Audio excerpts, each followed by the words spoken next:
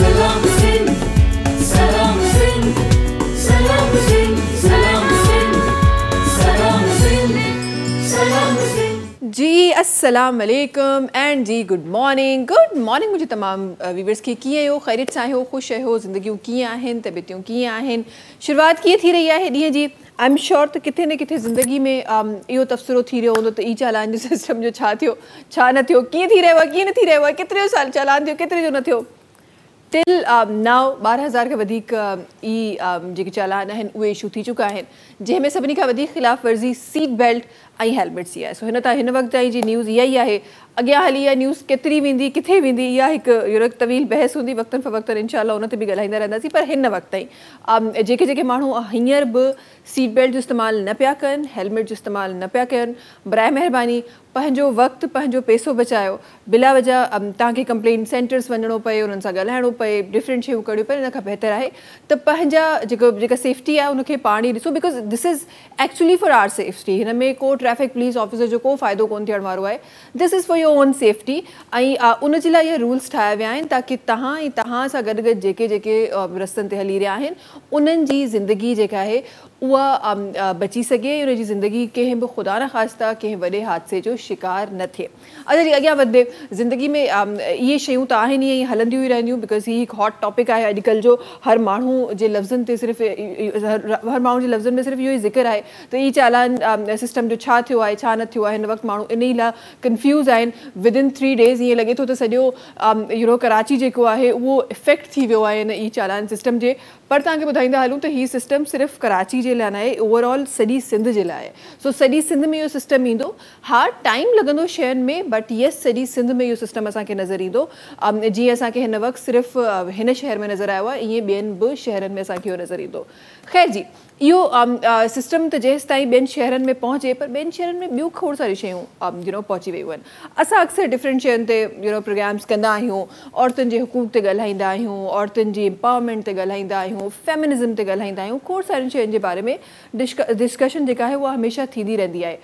पर उन डिस्कशन खां पोइ जेको आउटकम निकिरंदो आहे, जेको आउटपुट असांखे मिलंदो आहे, उहो उन तरीक़े जो न हूंदो आहे जंहिं तरीक़े जो असां एक्सपेक्ट पिया करे रहंदा आहियूं। स्पेसिफिकली ऑल दोज़ एरियाज़ जेके असांजा ॿाहिराड़ी जा एरियाज़ आहिनि, स्पेसिफिकली उहे ख़िता जेके असांजा रूरल एरियाज़ आहिनि, उहे एरियाज़ घणा इन्हनि शयुनि खां इफेक्ट हूंदा आहिनि।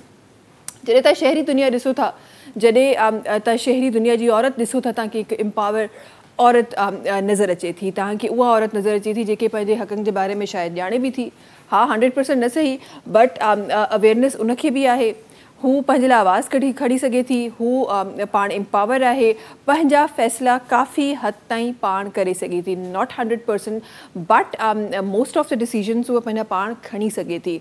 पर जॾहिं मां इन ई पंहिंजे मुआशिरे जी ॿी औरत खे ॾिसां थी, उन औरत खे जेका हिन वक़्तु बि जंहिंखे शायदि फ़ैसिला खणण त अञा इलाही परे जी ॻाल्हि आहे, पर शायदि जंहिंखे उन फ़ैसिलनि जे बारे में सही तरीक़े सां ख़बर बि न आहे, पाण अवेयर बि न आहे।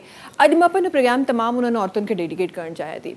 उहे औरतूं जिन जा हुकूक छा आहिनि उहो ॿुधाइणु शायदि असां सभिनी जी ज़िमेदारी आहे, जिन खे ख़बर आहे असां सभिनी जी ज़िमेदारी आहे। उहा औरत जेका न सिर्फ़ु उहे हुकूक जेके असां अक्सर ॻाल्हाईंदा आहियूं त को जहेज़ ते को या डोमेस्टिक वायलेंस ते असां इन ते ॻाल्हाईंदा आहियूं, बट उन खां पहिरियां जा बि हुकूक आहिनि। तव्हांजे जेका प्रॉपर्टी में शेयर आहे हिकु फीमेल जो, उन जी ख़िलाफ़ वर्ज़ी काफ़ी दफ़ा कई वेंदी आहे। कॾहिं ऐं असांखे एतिरो ट्यून कयो वियो आहे, मुंहिंजे मुआशिरे जी औरत खे, उनजे ज़हन खे एतिरो ट्यून कयो वियो आहे जो असां उहे शयूं ख़ुशी सां करे रहिया हूंदा आहियूं। असां उहे शयूं पाण ॾियण लाइ तयारु थी वेंदा आहियूं। मुंहिंजे मुआशिरे जी जेका माइंड सेट आहे उनखे ईअं कयो आहे, माइंड जी जेका ट्रेनिंग आहे उहा कुझु ईअं कई वई आहे। ख़ुदा न ख़ास्ता को अगरि किलिंग जो मामिलो आहे, को अगरि वायलेंस जो मामिलो आहे, त अगेन मुंहिंजे मुआशिरे जी औरत जो माइंड जी ट्रेनिंग ईअं थियल आहे जो उन में बि उहा माफ़ी ॾिए थी। अगरि उन ताईं हेल्प पहुची बि वञे थी त उन में बि उहा माफ़ी ॾिए थी। इहे तमामु शयूं जेके आहिनि उहे हिन वक़्तु हिन मुआशिरे में थी रहियूं आहिनि।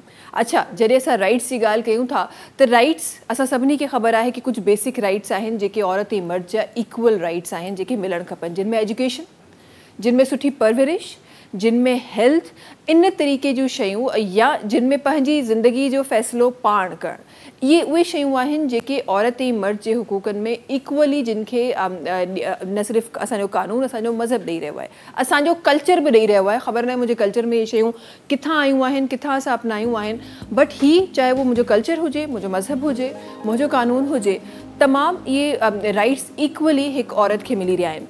ॿियो किथे ख़िलाफ़ वर्ज़ी थी रही आहे कोटा सिस्टम में, जिथे वुमेन्स जे लाइ कोटा सिस्टम घणो आहे बिकॉज़ असांजी ॿाहिरि जी जेका औरत आहे उनखे शायदि एजुकेशन जो उन तरीक़े सां राइट नथो मिले, शायदि उहा एजुकेशन उन तरीक़े सां हासिलु नथी करे सघे, त उनजो जेको कोटा सिस्टम आहे उन ते बि जेके मेल मेंबर्स आहिनि उहे रहनि था।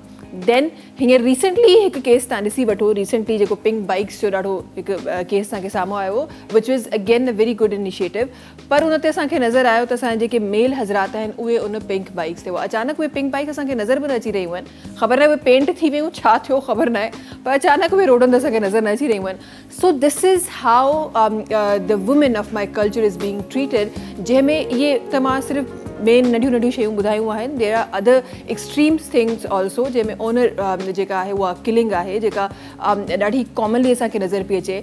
देन चाइल्ड मैरिजिस आहे, यंग मैरिजिस, देन फोर्स्ड मैरिजिस, इहे तमामु उहे इशू आहिनि जेके इलाही एक्सट्रीम ते थी रहिया आहिनि ऐं जेके असांखे नज़र अची रहिया आहिनि। हिन वक़्तु उहो वक़्तु आहे जंहिं ते असांखे न सिर्फ़ु ॻाल्हाइणो आहे बल्कि एक्ट करिणो आहे। नॉट ओनली दैट वुमेन जंहिंसां थी रहियो आहे, जेको ॾिसी रहियो आहे, you are also responsible. So you are suppose to report such incident अगरि जेके तव्हांजा उन टाइम ते थी रहिया आहिनि ऐं तव्हां उनखे ॾिसी रहिया आहियो, तव्हां उनखे विटनेस करे रहिया आहियो, त तव्हांजो फ़र्ज़ु आहे त उहे शयूं रिपोर्ट कयो। अॼु पंहिंजे प्रोग्राम में हिकु अहिड़ी महिमान खे मधु कंदासीं जेके हिन ते तफ़सीलन असांखे ॿुधाए बि सघंदियूं, इनशाअल्लाह इन जे बारे में ॻाल्हाए बि सघंदासीं ऐं कोशिशि कंदासीं त उहो रास्तो ॾेखारे सघूं, उहो रस्तो जेको मुंहिंजी भेनरुनि खे जेके मूंखे हींअर ॾिसी रहियूं आहिनि, असांजी उन्हनि नंढड़नि ॿारनि खे जेके असांखे ॾिसी रहियूं आहिनि या उनजे क़रीब क़रीब जेके उन्हनि सां हमदर्दी कनि था।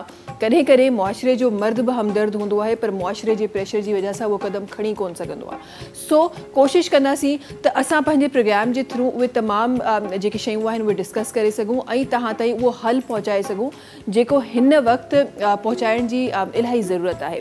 प्लस न सिर्फ़ु असां हिते इन लेवल ते ॻाल्हायूं, बल्कि थोरो सो मां गवर्नमेंट लेवल ते जेके सुठियूं सुठियूं शयूं असांजी औरतुनि लाइ थी रहियूं आहिनि उन जे बारे में बि मां ॻाल्हाइणु चाहियां थी। हिते जगह ते मूं पढ़ियो, it is not yet implemented in Pakistan, but मुंहिंजी ख़्वाहिश आहे त उहा बि थिए।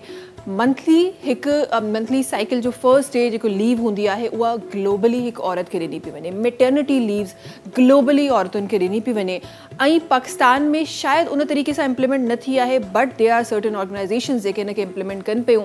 ऐं इन सां गॾोगॾु आई रिमेंबर त पाकिस्तान में हिकु अहिड़ो केस बि आयो त जंहिंमें मेटर्निटी लीव ते जॾहिं हिकु फीमेल वई त उनखे पंहिंजी पोस्ट तां हटायो वियो ऐं उन केस फाइल कयो ऐं उन केस विन बि कयो। सो अहिड़ा एक्ट बि अल्हम्दुलिल्लाह मुंहिंजे कानून में आहिनि जेके थी रहिया आहिनि, असांखे नज़र अची रहिया आहिनि, उनजे बारे में बि ॻाल्हाईंदासीं। प्लस हिकु ॾाढो ज़बरदस्त क़दम जेको चिन्योट में खयों वियो आहे उन जो ज़िक्र मां ज़रूरु कंदमि। गुज़िरियल ॾींहंनि मां इहा न्यूज़ पढ़ी त असांखे नॉर्मली असां जॾहिं कंहिं बि इंसिडेंट जी रिपोर्ट करण जी ॻाल्हि कंदा आहियूं त नॉर्मल फर्स्ट असांजो एक्शन छा हूंदो आहे, FIR। एवरीबडी नोज़ दैट त तव्हांखे FIR लाइ वञिणो आहे, पर असां वटि कल्चरल हिकु ख़बर न आहे छो इम्पैक्ट अची वियो आहे, हुजणु न खपे बट अची वियो आहे त असां पुलिस स्टेशन वञण खां घबराईंदा आहियूं। स्पेसिफिकली असांजी औरत या ॿारड़ियूं पुलिस स्टेशन वञण खां घबराईंदियूं आहिनि। सो फॉर देम चिन्योट में हिकु ॾाढो ज़बरदस्त पाकिस्तान जी पुलिस जी तरफ़ां हिकु क़दम खयों वियो आहे जंहिंमें हिकु मोबाइल जेको पुलिस स्टेशन आहे उहो क़ाइमु कयो वियो आहे हिकु वैन जी सूरत में, जेको तव्हां जॾहिं कॉल कंदो या FIR कराइण जी कोशिशि कंदो त तव्हांजे दर ते ईंदा ऐं उहे FIR उन वैन में उन मोबाइल पुलिस स्टेशन में उहे तव्हांजी FIR दर्ज कंदा। त हिकु ॾाढो ज़बरदस्त क़दम आहे जेको खयों वियो आहे।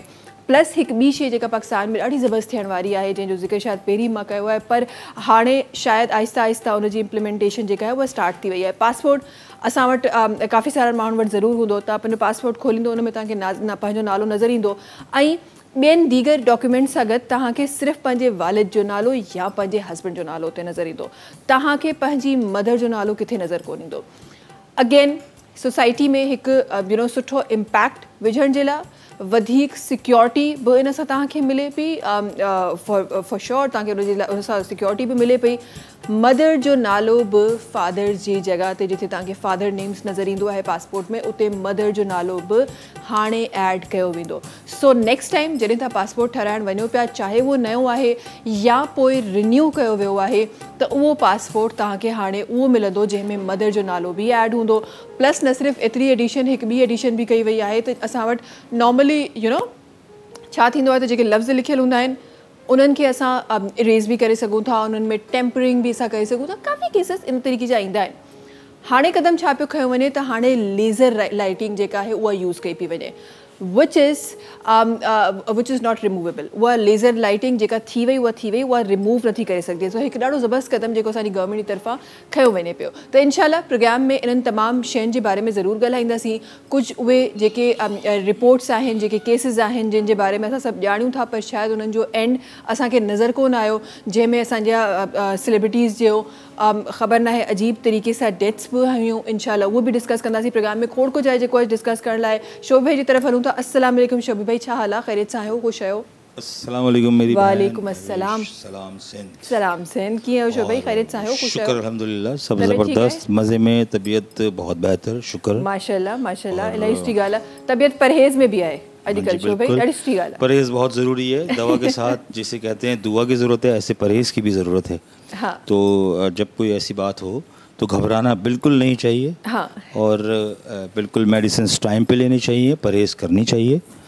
और आज मैं आया हूँ यहाँ, आपने बिल्कुल जो वुमेंस के लिए बातें की हैं, वुमेंस एक तरीके से ऐसा लगा कि वुमेंस डे ही है आज। हाँ जी। तो इसमें कोई मुझे ऐसा लगता है कि हमारी माशरे की औरत शोभे जितनी कुर्बानियाँ देती है, हर दिन वुमेन डे होना चाहिए। इसमें कोई शक नहीं, क्योंकि हम लोग ऐसे सोचते हैं कि हम बहुत कुछ कर रहे हैं, लेकिन दर हकीकत जो हमारा घर संभाल के बैठे हैं वो एक खातून ही होती हैं, एक औरत ही होती है घर में। और औरत के कई रुतबे हैं जो काबिल इज़्ज़त है, काबिल एहतराम है। उसमें माँ है, बहन है, बेटी है, बीवी भी है, इसमें कोई शक नहीं। तो काबिल इज़्ज़त सारे तमाम तर ये रिश्ते हैं और हमें इन सब का बहुत ख्याल रखना चाहिए। क्योंकि अगर हम देखें हजूर पाक सल्लल्लाहु अलैहि वसल्लम, तो वो अपनी बेटी से बेइंतहा मोहब्बत किया करते थे। और इसमें कोई शक नहीं कि उनके एहतराम में वो खुद खड़े भी हो जाया करते थे, नबी होगी भी। तो ये हमें दर्स उन्होंने दिया है कि जिसे कहते हैं कि ख़वातीन का, औरतों का, बच्चियों का, लड़कियों का हमें इज़्ज़त करनी चाहिए। ये बहुत ज़रूरी है। बिल्कुल बिल्कुल। और आज न सिर्फ इज़्ज़त भी अगेन हमारे मुआशरे, हमारे मज़हब ने हमें सिखाई है, पर उन्हनि जा हुकूक जेके आहिनि इंशाल्लाह उन्हनि जे बारे में पंहिंजे प्रोग्राम में ॻाल्हाइण वारा आहियूं। इन सां गॾोगॾु तव्हांखे ॿुधाईंदा हलूं टपाल मेज़बान तव्हां सभिनी जे लाइ हिकु ॾाढी ज़बरदस्त कैंपेन हिकु दफ़ो ॿीहर खणी आई आहे। टपाल मेज़बान जश्न जमालो टीवी शो जी शक्ल में, जंहिं तहत तव्हां खटी सघो था खोड़ सारा कीमती इनामा। तव्हांखे करिणो छा आहे, तव्हांखे टपाल मेज़बान जो कोई बि पैकेट ख़रीदणो आहे, उनजे अंदरि कूपन मौजूदु आहे, उनखे पंहिंजे तमामु डिटेल सां फिल करिणो आहे ऐं उनखे विझी छॾिणो आहे टपाल मेज़बान जश्न जमालो जे क़रीबी ड्रॉप बॉक्स में। ऐं बसि तव्हां बि शामिलु थी वेंदो हिन कैंपेन में ऐं तव्हां बि खटी सघंदो खोड़ सारा कीमती इनामात। छो भई छा शामिलु थी रहियो आहे? ये ज़बरदस्त। अच्छा, हाँ ज़बरदस्त यूँ कह रहा हूँ क्योंकि गज़ल में गाता नहीं हूँ। हाँ, और मेरा आज दिल कर रहा है कि मैं गज़ल गाऊं, क्योंकि मैं रात को जब सोशल मीडिया देख रहा था तो उस्ताद ग़ुलाम अली साहब की बहुत सारी जिसे बोलते हैं लाइसेंस वो दे रहे हैं लोगों को ऑनलाइन, और जिस तरह बता रहे हैं म्यूज़िक को, तो उनकी गज़ल गाने की गुस्ताखी उस्ताद जी मैं करता हूँ। बिस्मिल्लाह करते हैं। हाँ जी।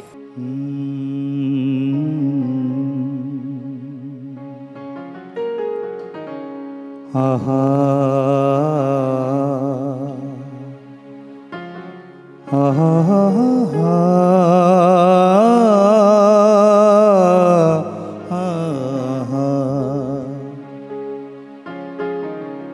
कोई ताज़ा हवा चली है अभी, दिल में एक लहर सी उठी है अभी।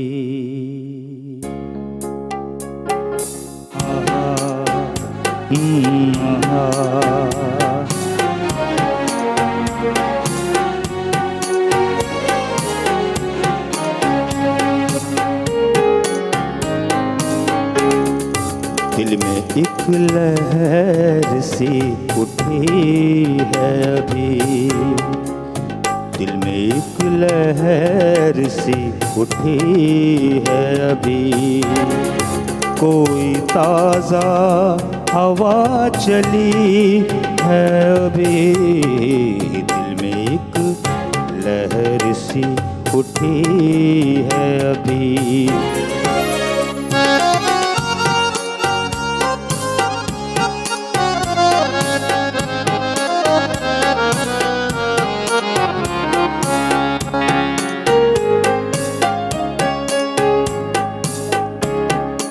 शोर बरपा है खानाए दिल में, शोर बरपा है खानाए दिल में,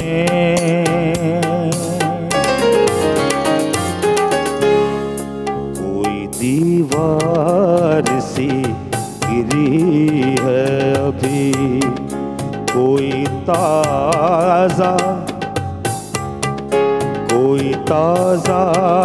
हवा चली है अभी, दिल में एक लहर सी उठी है अभी।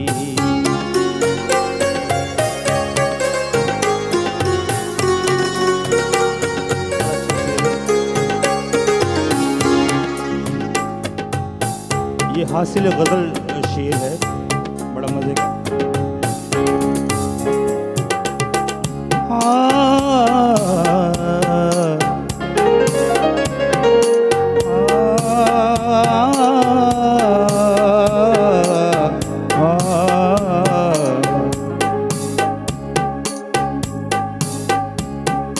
कुछ तो नाजुक मिजाज हैं हम भी,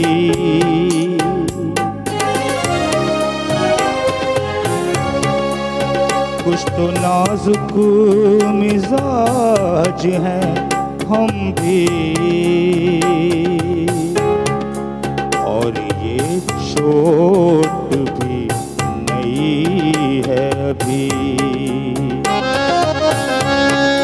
और ये चोट भी नई है अभी, कोई ताज़ा हवा चली है अभी, दिल में एक लहर सी है अभी। आहा आहा,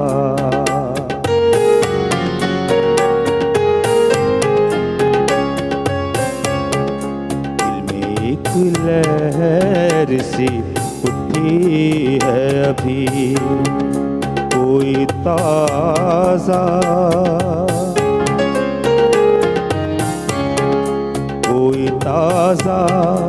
हवा चली है अभी, एक लहर सी उठी है अभी।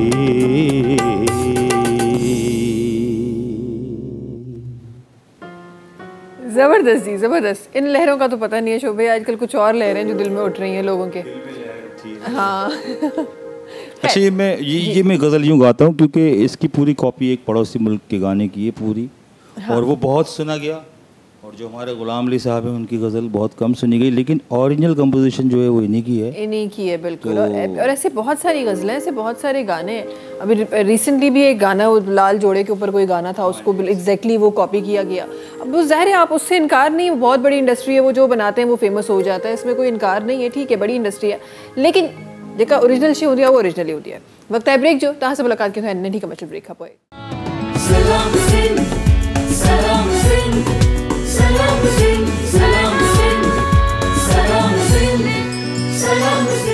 जी। Welcome back. और सारी शयूं करे ये भी हली रही होती है। ख़ैर जी तव्हांखे ॿुधाईंदा हलूं टपाल मेज़बान पंहिंजे सार्फिन जे लाइ ॾाढी ज़बरदस्त कैंपेन खणी आई आहे जंहिं तहत तव्हां खटी सघो था खोड़ सारा क़ीमती इनामात।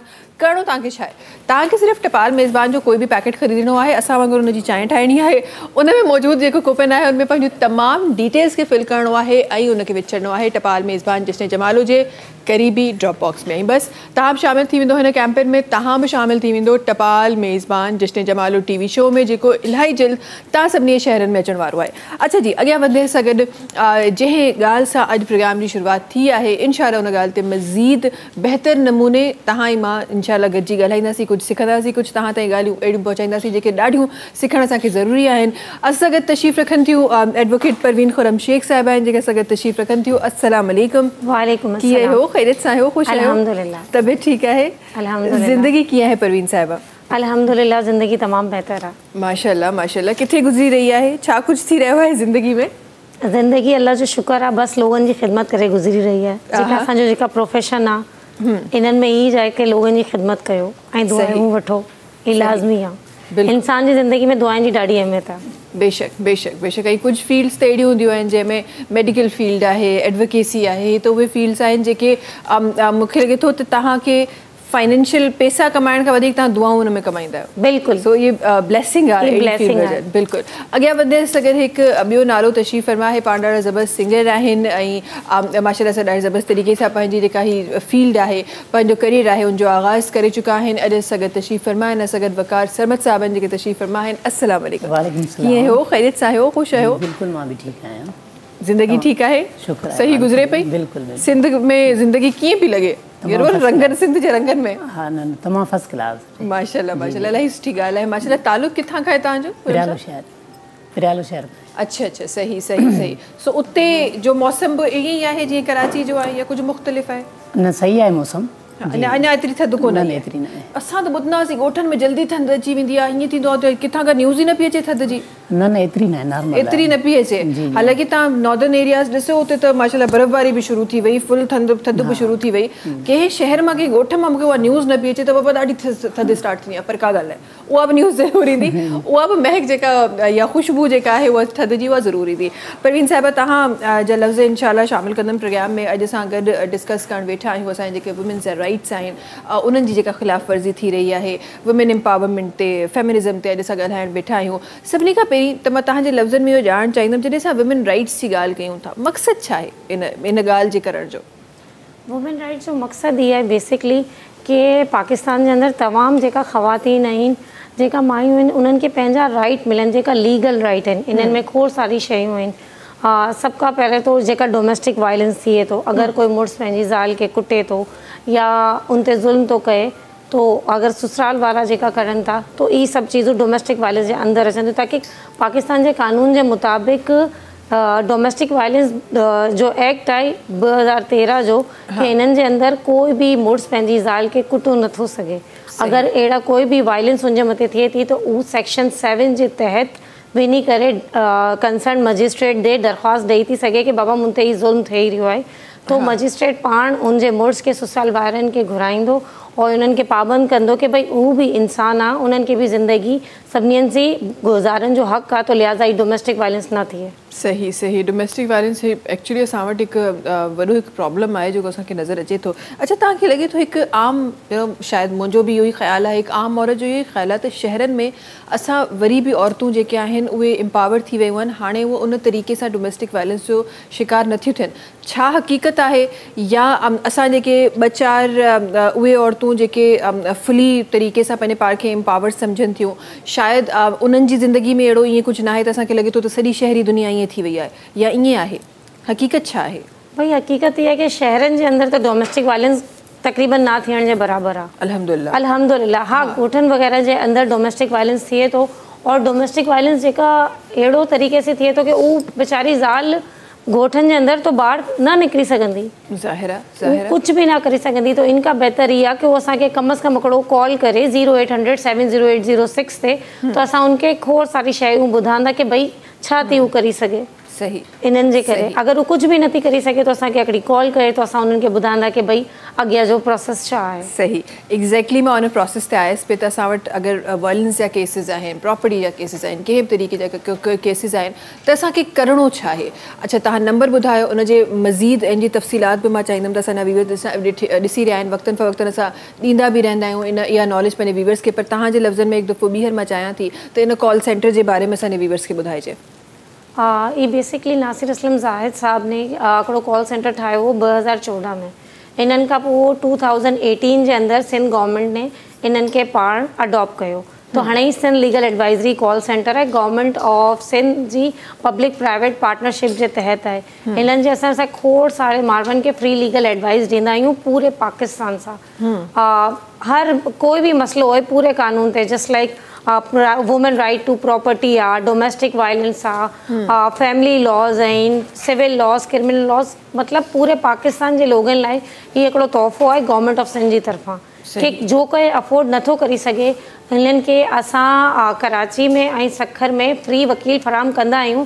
मगर उन्हनि खे जेका असांजी हिकिड़ी पॉलिसी ठाहियल आहे उन्हनि जे बाद जेका बिल्कुलु अफोर्ड नथो करे सघे, बिल्कुलु बॉर्डर लाइन सां नीचे आहे, उनखे असां फ्री वकील बि ॾींदा आहियूं सर्टन केसिस में। जस्ट लाइक डोमेस्टिक वायलेंस थी वियो, इन्हनि में सर्टन केसिस में असां उन्हनि खे वकील भी प्रोवाइड कंदा आहियूं फैमिली जे हवाले सां बि। तो ई कॉल सेंटर अल्हम्दुलिल्लाह पाकिस्तान में लखनि लोगनि इन्हनि ते कॉल करनि था। असांजा रेगुलर कॉल आहिनि जिन्हनि खे असां से पुछी करे पंहिंजा केस ख़ुदि बि हलाइनि था। असां उनखे एतिरो एम्पावर करी था ॾियूं कि उहो पाण पंहिंजा केसिस बि हलाइनि था ऐं अल्हम्दुलिल्लाह उनजो सक्सेस रेट भी घणो आहे। ज़बरदस्त ज़बरदस्त, इलाही सुठी ॻाल्हि आहे। बिकॉज़ कॾहिं कॾहिं ईअं हूंदो आहे त तव्हांखे सिर्फ़ु डायरेक्शन जी ज़रूरत पवंदी आहे। ही कॉल सेंटर उहा डायरेक्शन बि ॾिए पियो, उहा अवेयरनेस बि ॾिए पियो। अच्छा आई एम श्योर त बीइंग एन एडवोकेट तव्हां ज़रूरु सर्वे बि कयो हूंदो, तव्हां उन्हनि औरतुनि सां शायदि मुलाक़ात बि थी हुजे, कॉल सेंटर जे ज़रिए उन्हनि सां ॻाल्हि ॿोल बि थी हुजे, त खोड़ सारी शयूं ज़रूरु थी हूंदियूं। तव्हांखे छा थो लॻे त असां वटि सभिनी खां वधीक जेका औरत कॉल करे थी, मिसकंसेप्शन छा आहे असां वटि कंहिं बि लीगल राइट जो? जीअं असां आम ज़बान में अगरि मां चवां त माण्हुनि खे लॻंदो आहे त जी यार केरु पुलिस स्टेशन जा चक्कर कटींदो, एतिरा पैसा असांजा लॻी वेंदा, वकील एतिरो महांगो थींदो। सो मिसकंसेप्शन छा आहे असांजी औरतुनि में? भाई मिसकंसेप्शन ये आहे कि औरतुनि जे अंदरि जेका राइट जी अवेयरनेस न आहे कि मुंहिंजो लीगल राइट छा आहे। सही, अगर पाकिस्तान जे अंदरि मायुनि खे अवेयरनेस थी वञे कि भाई बेसिक राइट एजुकेशन आहे, अगर उन्हनि खे पहले ही एजुकेशन मिले, अगर एक लड़की एम्पावरमेंट थिए थी एजुकेशन जे थ्रू, तो उन्हनि खे सारी चीज़नि जी समझो ॼाण थींदी। अगर उनखे ॼाण सुञाण न आहे बि तो कम अज़ कम एतिरो तो ॾिसी सघे थी। जस्ट लाइक अॼु जो मां हवाले से ॻाल्हि कंदी आहियां कि वुमेन राइट टू प्रॉपर्टी जो फादर जो इंतकाल अगरि थी थो वञे तो भाइनि जो कॉन्सेप्ट आहे कि भई भेण जी असां शादी करे छॾी, जो कुझु असांखे ॾियणो करिणो असां ॾेई छॾियो, हाणे फादर जी प्रॉपर्टी में उनजो राइट न। मगर हीअ ॻाल्हि ग़लति आहे, उन्हनि जो लीगल राइट आहे प्रॉपर्टी में।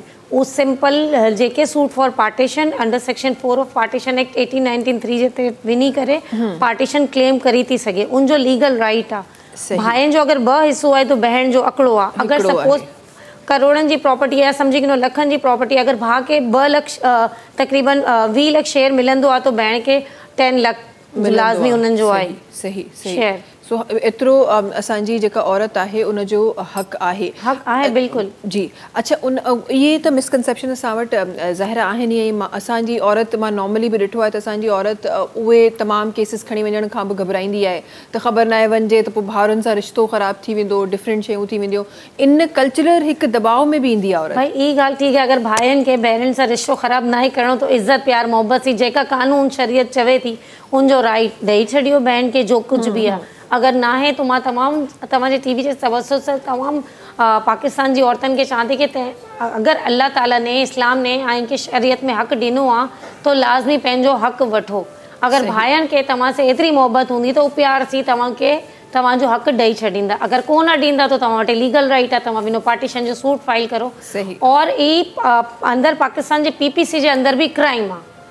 ठीक है, अगर भाई बहनन के शेयर ना ही ॾींदो, प्रॉपर्टी से डिप्राइव करे तो उन्हनि ते भी ई क्राइम आहे। ठीक है, उन्हनि जे थ्रू भी कार्रवाई थी सके।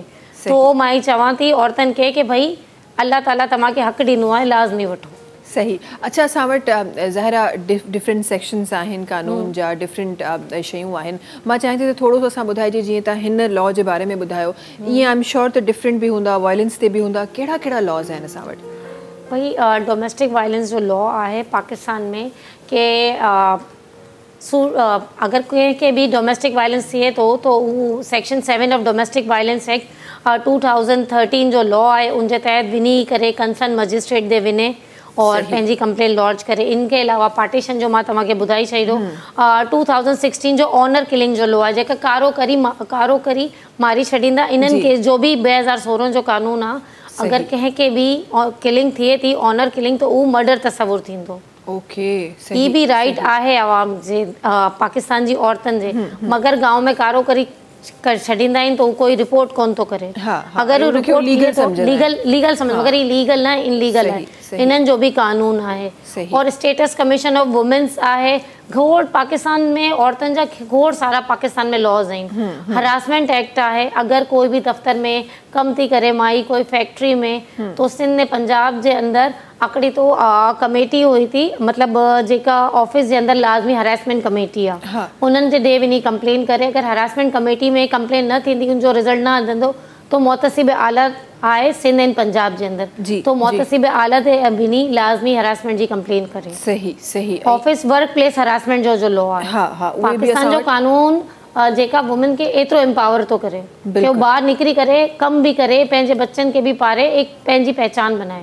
सही। इंशाल्लाह मज़ीद इन्हनि सभिनीनि शयुनि ते इंशाल्लाह असांखे ॻाल्हाइणो आहे। ऐं कॉल सेंटर सां जेको राब्तो करण जो प्रोसेस आहे, कहिड़ा कहिड़ा सवालात असां करे सघूं था, उनजे बारे में बि ज़रूरु प्रोग्राम में ॻाल्हाईंदासीं। पर जीअं असांजा ज़बरदस्त सिंगर असां सां गॾु तशरीफ़ फरमा आहिनि, मां चाहियां थी त उन्हनि जो आवाज़ बि शामिलु कंदो हलिजे। छा शामिलु करे रहिया आहियो? सरमन सिंधी जो गीत आहे ॻायल। बिस्मिल्लाह कयो।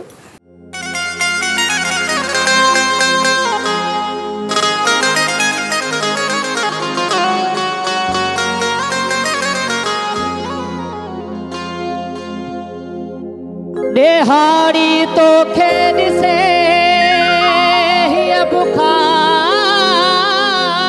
है,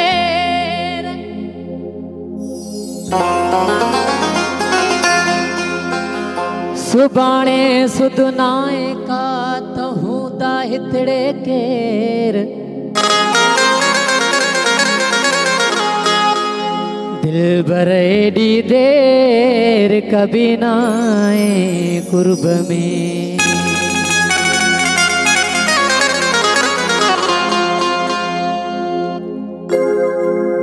हाँ मां तो खे विसारण घुरा थो मगर,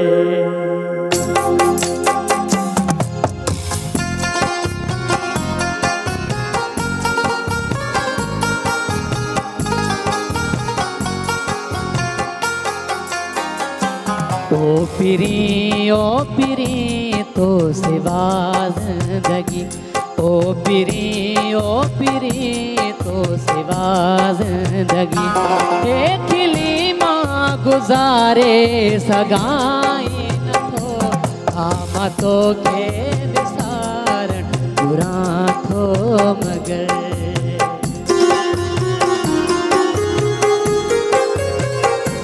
हाँ तो के विसारण घुरा थो मगर, छा कया मां विसारे सगाई न थो, ओ पिरी तो सिवा जिंदगी,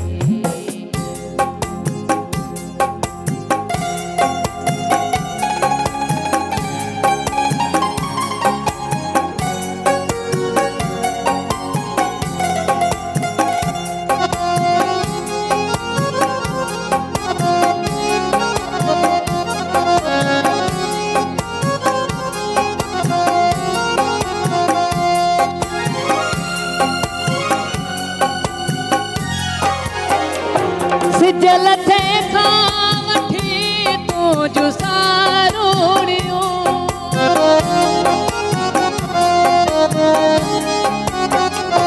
सुबुह ताईं थियूं मुंहिंजे ज़हन में रहनि, सुबुह ताईं थियूं मुंहिंजे ज़हन में रहनि, मुंहिंजे यादुनि में निखिलो लूरे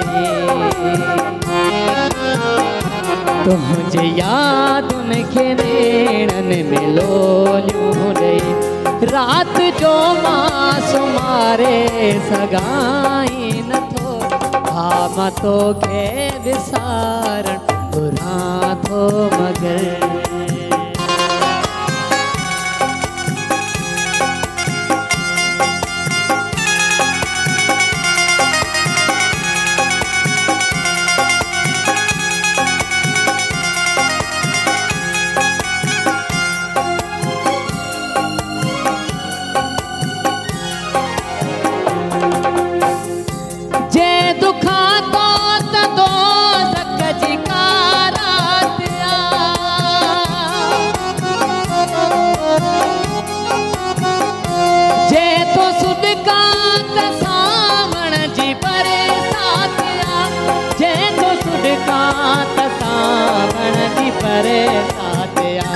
रोज अखेड़ने जा बादल था भरे जी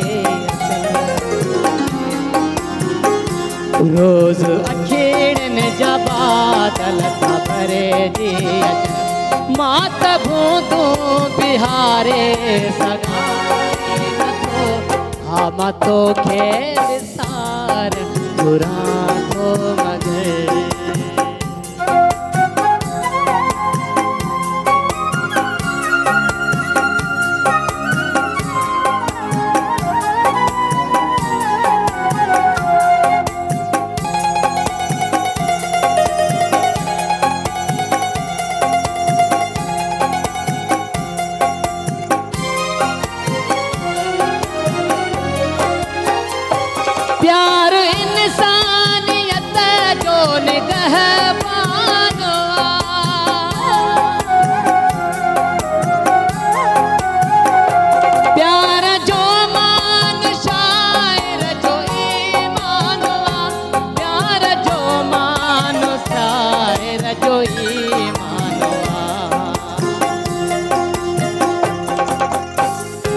मात ज़ाहिद ज़हर पाण पे थो सघां मात ज़ाहिद ज़हर पाण पे थो सघां प्यार खे विह प्यारे सगाई नथो ओ पिरी थो सिवा ज़िंदगी ओ पिरी तो सिवा जिंदगी खिली माँ गुजारे सगाई न थो हम तो खे विसार बुरा थो मगर हम तो खे विसार बुरा थो मगर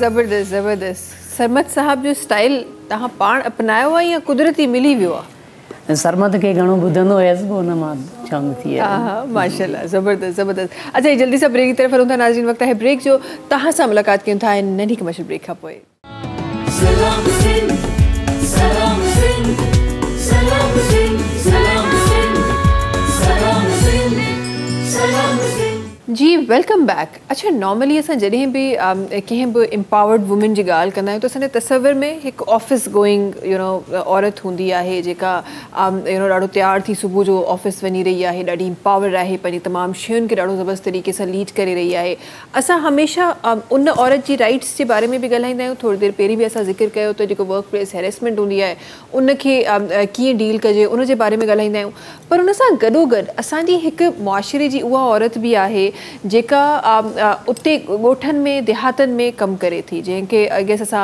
एग्रीकल्चर वर्कर्स जे नाले सां असां सुञाणे रहिया हूंदा आहियूं उन्हनि जे हवाले सां बि आई एम श्योर त को न को कानून ज़रूरु हूंदो थोरो उन्हनि जे हवाले सां ॿुधाइजो इन्हनि जो कानून आहे एग्रीकल्चर वर्कर वुमेन एक्ट 2019 जो ई कानून आहे जिन्हनि में एग्रीकल्चर वुमेन खे बि इक्वल राइट ॾिना आहिनि जहिड़ा मैन एग्रीकल्चर वर्कर आहिनि त वुमेन बि एग्रीकल्चर वर्कर आहिनि यानी उन्हनि जी पघार बि उन्हनि बराबरि हूंदी जेका गवर्नमेंट जी कम अज़ कम पे स्केल आहे वुमेन खे बि और उन्हनि जो ड्यूटी टाइमिंग जेका उनमें लिखियलु आहे सेम हूंदो अगरि वरना तो अगर औरत के कम ॾींदा आहिनि एग्रीकल्चर इंडस्ट्री में, तो वधीक कम कंदी है और उन्हनि जी सैलरी घटि हूंदी है। मगर पाकिस्तान जे कानून जे मुताबिक़ एग्रीकल्चर लॉ इन्हनि खे एम्पावर तो करे कि भाई सैलरी भी बराबर हूंदी, वर्क टाइम भी बराबर हूंदा।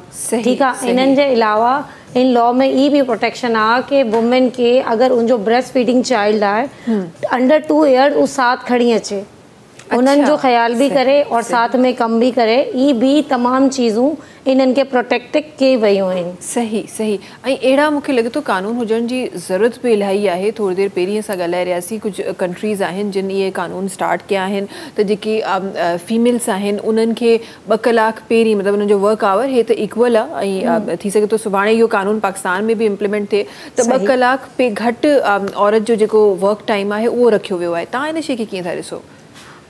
फॉरेन कंट्रीज़ में जेका डेवलपिंग कंट्रीज़ आहिनि उन्हनि में हूंदो आहे, मगर पाकिस्तान में बराबरी भी अगर मिले ना औरत खे त वॾी ॻाल्हि आहे। तव्हां माशाल्लाह पाण वर्किंग वुमेन आहिनि, तव्हां पाण सम्झी सघो था कि वर्किंग वुमेन खे कहिड़ा चैलेंजेस ईंदा आहिनि। एग्रीकल्चर में तो वुमेन खे मतिलबु इंसान ई न सम्झंदा आहिनि कि भई महिरबानी आहे कि उन्हनि खे औरत खे कमु ॾिनो वियो आहे। ठीकु आहे। हिननि जे अलावा उहे खोड़ सारा बेनिफिट जो मर्द खे मिलंदा आहिनि, जाके छुट्टियूं आहिनि और मतलब लीव्स हूंदी आहे। अगर उनजी तबियत सही न आहे तो लीव थी करी सघे थी, जेका गवर्नमेंट ॾिए थी उन्हनि खे भी लीव मिलंदी लाज़मी आहे। वरना वर्कर में एग्रीकल्चर में किथे संडे जी छुट्टी काथे लिखल आहे? बिल्कुलु। मगर गवर्नमेंट ने ई लॉ में एम्पावरमेंट कई आहे कि लीव्स भी बराबर हूंदी। जेका गवर्नमेंट ने लीव ॾिनी आहे गेजेटेड लीव, जेके संडे जी लीव आहे या ॿिए कंहिं लीव आहे, तो एग्रीकल्चर वुमेन जी भी लीव हूंदी लाज़मी। सही सही। अच्छा, इन्हनि एक्ट्स जे बारे में असां ज़ाहिर ॿुधाए रहिया आहियूं, कोशिशि करे रहिया आहियूं त असांजी औरतुनि ताईं इहे ॻाल्हियूं वञनि या उनजे करीब करीब जेके माण्हू आहिनि उहे उन्हनि ताईं इहे ॻाल्हियूं वञनि। छा इन खां अलावा बि हिन तव्हांजे लीगल कॉल सेंटर जे ज़रिए छा इन खां अलावा बि अवेयरनेस इन जे बारे में ॾिनी पई वञे असांजी औरतुनि खे? सही। मसलो ई आहे कि अगर वुमेन के पंहिंजे राइट जी अवेयरनेस हूंदी तो बाबाऊ पंहिंजो हक़ लोगन सां खसी छॾंदी, भाई मुंहिंजो हक़ आहे मूंखे ॾियो। सही सही। मसलो ई आहे पाकिस्तान में अगर औरत बराबरी अचे तो पंहिंजो मुल्क केते वञी तरक्की तो करे। बिल्कुलु बिल्कुलु बिल्कुलु ईअं आहे। अगर वुमेन के बराबर मल जे इक्वल राइट ॾींदा वेंदा तो लाज़मी तरक्की कंदी। तालीम जेको ज़ेवर आहे, मां तो ई चवां थी तव्हांजे प्रोग्राम जे उहो तमामु माए के पंहिंजी धीअनि खे लाज़मी पढ़ायो, एम्पावरमेंट कयो उनजी। अगर वो लाज़मी पढ़ी लिखी हूंदी तो वो पंहिंजे बच्चन के भी बेहतर तरीके से उनजी परवरिश कंदी और ख़ुद भी माशरे में एक बेहतर मकाम अता कंदी। सही। बेशक ईअं आहे। तालीम त हर शख़्स जो, इन में त को जेंडर डिस्क्रिमिनेशन आहे ई कोन। तालीम हर ॿार जो हक़ आहे, हर फ़र्द जो हक़ आहे। ऐं बेसिक तालीम त हूअं बि असांजी गवर्नमेंट असांखे ॾेई रही आहे। सो बेसिक तालीम त एटलीस्ट असां पंहिंजी बेसिक जेका फ्री ऑफ कॉस्ट तालीम आहे, मैट्रिक तो कम अज़ कम पंहिंजी धीअरुनि खे लाज़मी करायो। हिननि खां पोइ माशाल्लाह छोकिरी में एतिरी अवेयरनेस वरिती, उहो ॿार जा पेपर प्राइवेट भी ॾिए थी। अगर कॉलेज हिननि जी परमिशन न आहे जेका ॻोठनि में, तो प्राइवेट भी थींदी आहे। मगर बेसिक तालीम ॾियणो हर वालिदैन जो फ़र्ज़ु आहे पंहिंजी औलाद खे। सही। अच्छा, हिकु ॿियो हिकु ॾाढो कॉमन हिकु शइ जेका असांखे ॿाहिराड़ी में नज़र ईंदी आहे उहे हूंदियूं आहिनि फोर्स्ड मैरिजिस। त असां वटि चाइल्ड मैरिजिस अगेन हिकु इशू आहे जेको असांखे जंहिंखे असांखे फेस असां कयूं पिया ऐं करिणो बि खपे।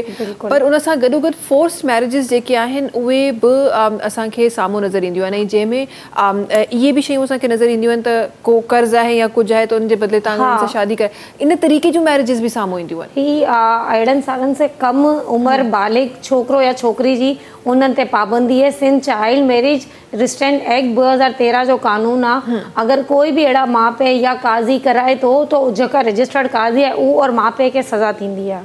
सही। 18 साल से कम उम्र ॿारनि जी शादी कराइणो पाकिस्तान में कानूनी तौर ते जुर्म आहे, क्योंकि 18 साल ते तक बच्चा बालिग हूंदा आहिनि। इनखां पोइ सम्झी सघनि था कि अॻियां जी लाइफ कीअं गुज़ारणी आहे। मगर हिकु ॻोठनि में अंडर 15 अंडर 14 भी मैरिज अॼु ताईं भी आम आहिनि। तो मां तव्हांजे प्रोग्राम जे तवसुस से चवणु चाहियां थी कि पाकिस्तान जे कानून जे मुताबिक़ ई जुर्म आहे। 2013 जो कानून आहे Sindh child marriage restraint act. इन्हनि जे तहत इन्हनि ते सज़ा भी आहे। सही। तो लाज़मी पंहिंजे बच्चन जी शादी कम अज़ कम 18 साल जे बाद कयो। सही। ताकि उन्हनि खे घर संभालण जी, माशरे जी हर चीज़ जी समझ हुए तज तक वो कुछ कमाण भी सके। छोकरो भी पंहिंजे ॻोठनि में ई रिवाज आहे, हल बाबा ठीकु आहे शादी कराए ॾियो, 15 सालनि जो ॿारु ठही वियो त ठीकु आहे। सही सही, बिल्कुलु इहो ॾाढो कॉमनली असांखे नज़र ईंदो आहे।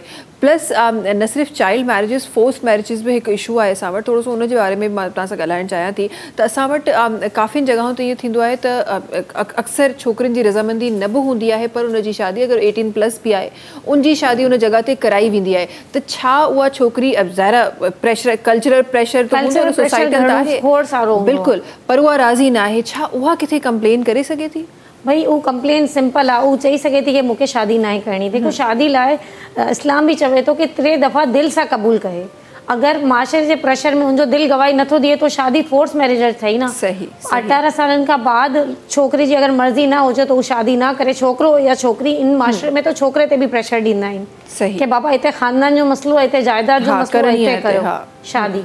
तो मां तमाम तव्हांजे टीवी शो जे तवसुस से तमाम लोगों के अवेयरनेस ॾियणु चाहियां थी कि बाबा 18 साल के बाद भी पंहिंजी मर्ज़ी सां शादी करी था सघनि। किते भी पाकिस्तान जो कानून ऐं शरीयत भी इजाज़त ॾिए थी इनमें। सही सही। हिकु ॿियो प्रॉब्लम जेको मूंखे जेको मुंहिंजे ज़हन में अचे पियो ऐं जेको काफ़ियुनि जॻहियुनि ते तव्हां बि ॾिठो हूंदो, नज़र बि आयो हूंदो, हीअ त असां फोर्स्ड मैरिजिस या चाइल्ड मैरिजिस जी ॻाल्हि पिया कयूं, नो मैरिज जो भी हिकु इशू आहे जेको असां वटि आहे। छो त बाबा असांजे वालिद जी प्रॉपर्टी आहे, उहा भेण जे नाले ते उहा हेॾां होॾां थी वेंदी, उहा ॿियो केॾां हली वेंदी। मैरिज न कराइण जा जेके केसिस आहिनि उहे केतिरा रिपोर्ट थियनि पिया तव्हां वटि? भाई मैरिज न करण जे केसिस भी वो असांजो नंबर आहे, असांखे कॉल कयो, असां उनखे लीगल राइट ॿुधाईंदा कि भाई छा तव्हां करी सघो था। हर केस जा कॉन्सिक्वेंसिस अलॻि हूंदा आहिनि। सिंपल हिकिड़ो एडवाइस नथी करी सघां मां कि उन्हनि ते छा आहे, उन्हनि जो बैकग्राउंड, उन्हनि जी पूरी डिटेल हिस्ट्री भी मूंखे ॼाणणु लाज़मी आहे। तो असांजो नंबर आहे, उन्हनि ते अगरि कंहिं भी कोई भी मसलो आहे कानून से मुताबिक़ मायन के या मुड़ुस के के भी, तो असांखे असांजो टोल फ्री नंबर आहे 0800 708006 ते कॉल करी सघे तो असां उन्हनि जी हेल्प कंदा। जेका फोर्स मैरिज लाइ भी असांजे नंबर ते कॉल करें तो वुमेन सेल्स आहिनि, अहिड़ा खोड़ सारी शयूं आहिनि कि उहो स्टेटस कमीशन ऑफ वुमेन्स आहे, उन्हनि जी हेल्प कंदी। वो मतलब इवन तो दारुल अमान तक वञी थी सघे अगर उनके ज़बरदस्ती फोर्स मैरिज तक कराइनि था। ओके, ज़बरदस्त। कि ज़रूरी ना है कि माँ पीउ चवनि था कि उते शादी कयो, चाहे छोकिरो सही काफ़ी जगह ते मेंटली रिटायर्ड पर्सन से भी शादी कराए था ॾियनि। बिल्कुलु बिल्कुलु। छो बाबा उन्हनि जी घणी जायदाद आहे, तू राज कंदी। अगरि बाबा राज कॾहिं वञी कंदी, इंसान जी ज़िंदगी इंसान सां जायदाद सां कोन आहे। बेशक बेशक बेशक ईअं आहे। ये उहे केसिस आहिनि जेके कॉमनली असांजी सोसाइटी में थी रहिया आहिनि। ख़बर न आहे छो असां उनखे उन शइ खे एक्सेप्ट करे उनखे रिपोर्ट न पिया कयूं। अच्छा, हिकु ॿियो इशू त अगरि असां किथे को अहिड़ी एम्पावर असांखे का फीमेल मिली बि वई या को अहिड़ो मेल मिली बि वियो जेको वञी रिपोर्ट बि करे थो छॾे, फॉर एग्ज़ाम्पल लेट्स सपोज़ उन रिपोर्ट बि करे छॾियो आहे, पोइ असांजो जेको कानून आहे माज़रत सां, पर असांखे इहे बि रिपोर्ट्स असां ताईं पहुचंदियूं आहिनि त जेके पुलिस ऑफिसर्स आहिनि उहे एतिरो कॉपरेट न कंदा आहिनि। ख़ुदा न ख़ास्ता को हैरेसमेंट जो केस आहे, स्पेसिफिकली उन में हैरेसमेंट में, त अगरि को अहिड़ो को केस आहे त उहो चवंदा आहिनि त हरू बदनामी थींदी, तव्हां ॻाल्हि न वधायो, तव्हां हिते ॻाल्हि ख़तमु करे छॾियो। अहिड़नि ऑफिसर्स जे लाइ छा कानून चई रहियो आहे? अहिड़नि ऑफिसर लाइ इहे वुमेन प्रोटेक्शन डिपार्टमेंट आहे, उन्हनि में कंप्लेन कयो। ठीक है, असांजो टोल फ्री नंबर है, उन्हनि ते करो। ई केसिस असां पाण भी डील कंदा आहियूं। अगर पुलिस जे मुताबिक भी कोई शिकायत आहे कंहिंखे भी कहिड़े भी मसले में, तो असांखे ॿुधाए थो सघे। IG सिंध जो नंबर आहे, IG सिंध ते भी कंप्लेन करी था सघो, और डायरेक्ट असांजे कॉल फ्री नंबर आहे जेका उन्हनि ते भी कंप्लेन था करी सघो। असां हिननि जी पूरी रहनुमाई कंदा। सही। अच्छा परवीन साहिब, छो त असां ॾिसो तव्हां बि हिन ई मुआशरे में रही रहिया आहियो ऐं इहे तमामु जेके केसिस आहिनि उहे बि हिन ई मुआशरे में थी रहिया आहिनि। तव्हां इन शइ खे कीअं सेकेंड कंदो या इन ॻाल्हि खे कीअं तव्हां सेकेंड कंदो त असां वटि जेके कानून आहिनि या जेको जेको असां ॿुधाए रहिया आहियूं, तव्हांखे लॻे थो त जेके ॻाल्हियूं असां जंहिं तरीक़े सां ॿुधाए रहिया आहियूं उन तरीक़े सां उहे इम्प्लीमेंट बि थींदियूं? बिल्कुल। चाइल्ड मैरिज रिस्ट्रेंट एक्ट इन्हनि तरीक़े से इम्प्लीमेंट थींदो। हरासमेंट एक्ट एवर रिसेंट फ़ैसिलो आयो है मुहतसिब जो। हिकिड़ी लेडी हुई मैटरनिटी लीव ते वई हुई, उन्हनि खे ई तव्हां बि ॾिठो न, मैटरनिटी लीव ते वई हुई, उन्हनि खे ज़िक्र बि कयो, उनखे मैटरनिटी लीव ते वई हुई, तो उन्हनि खे भई जॉब सां फारिग करे ॾिनो। वो बाद में डिलीवरी का बाद मुहतसिब में उन्हनि कंप्लेन कई हैरेसमेंट जे ज़ुमरे में। उन्हनि के जॉब के साथ, बेनिफिट के साथ, सैलरी के साथ, जॉब भी इज्जत सां वापस मिली। तो कानून इम्प्लीमेंट थियनि था। ये रिसेंट केस है, तव्हां भी पाण ॾिठो, मीडिया हाईलाइटेड भी काफ़ी केस हो। अगर औरत हिम्मत करे तो कानून उन्हनि जी फेवर में लाज़मी ईंदो। बिल्कुल यही आहे। अच्छा, हिते हिकु ॿी शइ, छा कानून में कंहिं बि इदारे खे मखसूस कयो वियो आहे? छो त असां औरतुनि जे राइट्स जी ॻाल्हि कयूं, पर सभिनी खां पहिरियों क़दम ज़ाहिर आहे तव्हांजो इहो ई थींदो आहे त तव्हां पंहिंजी ऑर्गेनाइज़ेशन में तव्हांजो जेको डिपार्टमेंट आहे तव्हां उन ॾांहुं वञो, वुमेन राइट्स जो या HR जो जेको बि डिपार्टमेंट आहे, HR वञो, ह्यूमन राइट वञो। अगरि उन्हनि ते कोई सुनवाई न आहे, हरासमेंट जे थ्रू तो हरासमेंट मुहतसिब आहिनि, अगर कुछ भी समझ नथो अचे तो असांजे नंबर ते कॉल करो, असां ॿुधाईंदा कि भाई कीन तरीक़े से इन मसले के हल करिणो आहे। मगर कंप्लेन अगर तव्हां कंदा, हिम्मत कंदा, तो ज़रूर उन्हनि जो मसलो हल थींदो। बिल्कुलु। ऐं हूअं बि हाणे त ज़ाहिर सोसाइटी जेका आहे या ग्लोबली असां चवंदा आहिनि त ग्लोबल हिकु विलेज में असां रही रहिया आहियूं, त हाणे त असां वटि पावर असांजो फ़ोन बि आहे। जीअं हिन केस खे हाइप मिली, ज़ाहिर अगरि इन केस खे शायदि ईअं बि इन जो ॿियो जेको पहलू आहे उहो बि माण्हू सोचे थो सघे त शायदि हाइप न मिले हा, त शायदि प्रेशराइज़ न थिए हा कंपनी। सो हाणे त असां वटि इहे टूल्स बि आहिनि, ईज़ीली असां पंहिंजो राइट वठी सघूं था। ऐं न सिर्फ़ु असां वठी सघूं था, असां पाण सां गॾु ॿियनि खोड़ सारनि औरतुनि खे एम्पावर करे सघूं था ऐं उन्हनि खे यकीन दहानी कराए सघूं था त हीअ राइट असांजे कानून में मौजूदु आहे। तव्हांखे सिर्फ़ु आवाज़ु खणणी आहे, तव्हांखे सिर्फ़ु हुनजे बारे में ॻाल्हाइणो आहे। अच्छा, इन सां गॾोगॾु अॻियां वधंदे जेको असां वटि ॿियूं कुझु कॉमन शयूं आहिनि जेके मां उन्हनि खे पंहिंजे प्रोग्राम में शामिलु कंदी हलां। हिकु असां वटि ॾाढो मसइलो आहे जंहिंखे असां अज़ल खां शायदि असां डील कोन करे सघिया आहियूं। असांजो कानून अगेन एंड अगेन उन जे लाइ मौजूदु आहे, पर असांजो माइंड सेट, असांजो कल्चरल, असांजो सोसाइटल जेको असांजो प्रेशर जेको आहे उहो असांखे उन कानून खां हटणु नथो ॾिए। उहो आहे डाउरी जो। असां वटि हिकु ॾाढो कॉमन मसइलो आहे। डिमांडिंग डाउरी असां वटि हिन वक़्तु बि थी रही आहे, एक्सचेंजिंग डाउरी असां वटि हिन वक़्तु बि थी रही आहे। इन जे बारे में चाहींदमि त हिकु दफ़ो ॿीहर असांजे नाज़रीन खे ॻाल्हाईंदा, त असां इलाही दफ़ा आहियूं, पर हिकु दफ़ो ॿीहर पंहिंजे नाज़रीन खे ॿुधाइजे। भाई डाउरी कानून में किथे भी ना लिखल कि उन्हनि जी डिमांड्स पूरी करो। मां तो तव्हांखे ई चवां थी कि अगरि कोई शादी रिश्ते से हूंदी है, शयन से न हूंदी है, अगरि तव्हां डिमांड उनजी हिन टाइम ते पूरी कंदा, नेक्स्ट ईयर ॿई डिमांड ॾींदो, थर्ड टाइम ॿई डिमांड ॾींदो। जॾहिं तव्हां उनजी डिमांड आख़िरी ताईं थकिजी पवंदा, डिमांड पूरी न कंदा, उहो तव्हांजी धीउ खे डिवोर्स ॾेई करे तव्हांजे घरे वेराए छॾींदो। त भई तव्हां वटि छा राइट आहे? मां तो चवां थी धीउ खे एम्पावरमेंट कयो ताकि वो पाण पंहिंजे डावर न ॾियो उनखे। उन्हनि जो जेका पैसो उनजे डावर ते ख़र्च करिणो आहे उहो उन्हनि ते लाज़मी ॾियो, उनजी तालीम ते लॻायो, तालीम ते ॾियो। बिल्कुलु, उनजी तालीम ते ॾियो। हाणे जहेज़ जेको ॾियणो आहे, हीअ हिकिड़ी माशरे जी लानत आहे। मगर बिल्कुलु तव्हां सही ॿुधायो आहे कि भई हीअ बि ॾियो, गाॾी बि ॾियो, अहिड़े मॉडल जी ॾियो, हीअ ॾियो, तो हीअ हिकिड़ो ज़ुल्म आहे।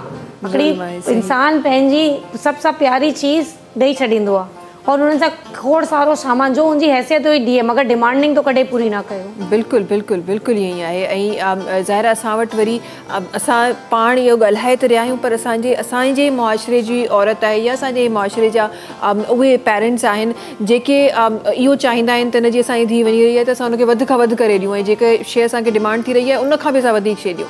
असल में उहो डिमांड करे उन्हनि सां वधीक शयूं तो पूरी करे था ॾियूं। ठीकु आहे, नेक्स्ट ईयर मां तव्हांखे चयो मां तो इन प्रोफेशन में आहियां, तो खोड़ सारा केसिस अहिड़ा ॾिठा आहिनि कि आख़िरी में हू चवनि था कि वाह भई हिसो खणी अच। भई माउ बाप ज़िंदा आहिनि तो कहिड़ो हिसो जॾहिं तक प्रॉपर्टी में माउ बाप जे नाले प्रॉपर्टी आहे, माउ बाप ज़िंदा आहिनि तो उन्हनि जो हिसो तो ठहंदो ई न आहे। धीउ खे विराए छॾींदा आहिनि, जा विनी करे वे, जॾहिं तूं पंहिंजो हक़ खणी अचे तो पोइ अचिजे घरे। हा बिल्कुलु अहिड़ा केसिस बि बिल्कुलु साम्हूं ईंदा आहिनि, पर अगेन उन्हनि जे लाइ बि आवाज़ असांखे खणणी आहे। औरतुनि खे हिम्मत अगरि पंहिंजे राइट लाइ न कंदी तो उन्हनि खे कुझु न मिलंदो। जेका हरासमेंट वारे उन्हनि में औरत खे बिल्कुलु मां ई नथी चवां कि उनखे आराम से फ़ैसिलो मिलंदो, ठीकु आहे, उन्हनि खे बि तकलीफ़ थी हूंदी हरासमेंट ॾे हिते उते, मगर उन हिम्मत न छॾी कि न बाबा लाज़मी मूंखे ई करिणो आहे। माशाल्लाह उनजी इज़त भी बहाल थी, उनजी नौकरी भी, उनके बेनिफिट भी। उनके तकरीबन 10 लाख रुपीस मिला। अच्छा, 20 लाख उन्हनि ते जुर्मानो थियो, 10 लाख रुपीस गवर्नमेंट ऑफ पाकिस्तान जे उन्हनि में विया और 10 लाख उन लेडी के भी मिलिया। ज़बरदस्त। सो नेक्स्ट टाइम अगर अहिड़ी का भी शइ थी रही है प्लीज़ उनके रिपोर्ट कयो ताकि नेक्स्ट टाइम उहा कंहिं औरत सां न थिए ऐं उन सां गॾोगॾु तव्हांजी भी ज़िंदगी में जेका डिस्टर्बेंस आहे उहा सही थी सघे। अच्छा जी, अॻियां वधंदे जनाब सां गॾु तशरीफ़ फरमा हिननि जे तरफ़ वञणु चाहियां थी। छा हिन वक़्तु शामिल थींदो असांजे प्रोग्राम में? जी ज़रूरु, ज़ाहिरा समझ सिंधी साहब जो ही शामिल थींदो। जी शामिल कयो। कंहिं बेक़दरे सां प्यार करे असां दुनिया में उजड़ी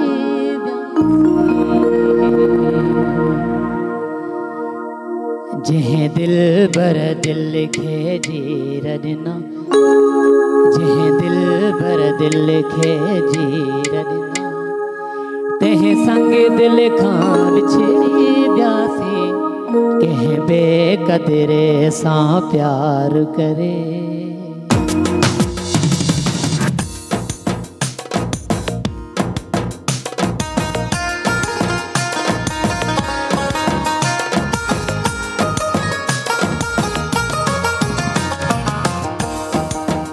कंहिं बेक़दरे सां प्यार करे, कंहिं बेक़दरे सां प्यार करे।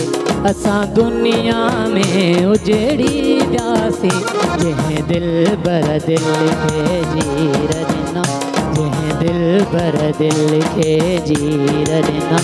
तंहिं संग दिल खां विछड़ी वियासीं, कंहिं बेक़दरे सां प्यार करे।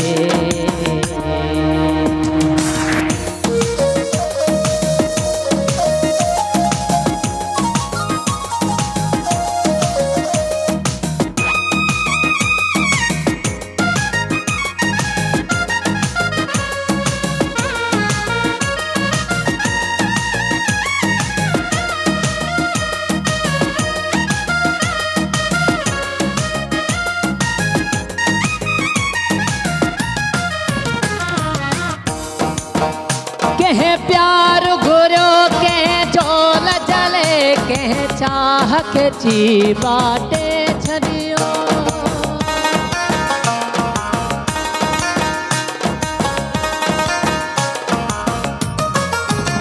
कंहिं प्यार घुरियो, कंहिं झोल जले, कंहिं चाह खे ची बाटे छॾियो। जा वाट वई पे मंज़िल ॾे, जा वाट वई पे मंज़िल ॾे। सा वाट असां भुलिजी वियासीं, कंहिं बेक़दरे सां प्यार करे। असां दुनिया में उजड़ी वियासीं, कंहिं बेक़दरे सां प्यार करे।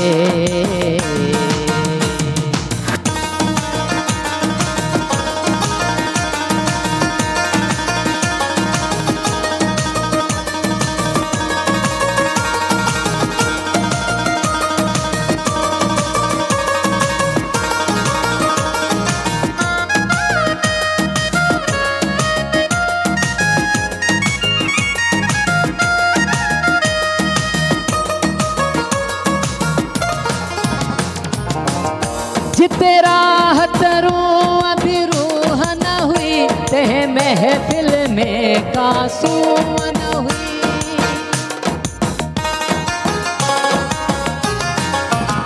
जिते राहत रूह अभी रूह न हुई, तंहिं महफिल में का सूह न हुई। जिते मोहब्बत जो मीठा जो न हो, जिते मोहब्बत जो मीठा जो न हो, उन महफिल मां निकिरी वियासीं, कंहिं बेक़दरे सां प्यार करे। असां दुनिया में उजड़ी वियासीं, कंहिं बेक़दरे सां प्यार करे।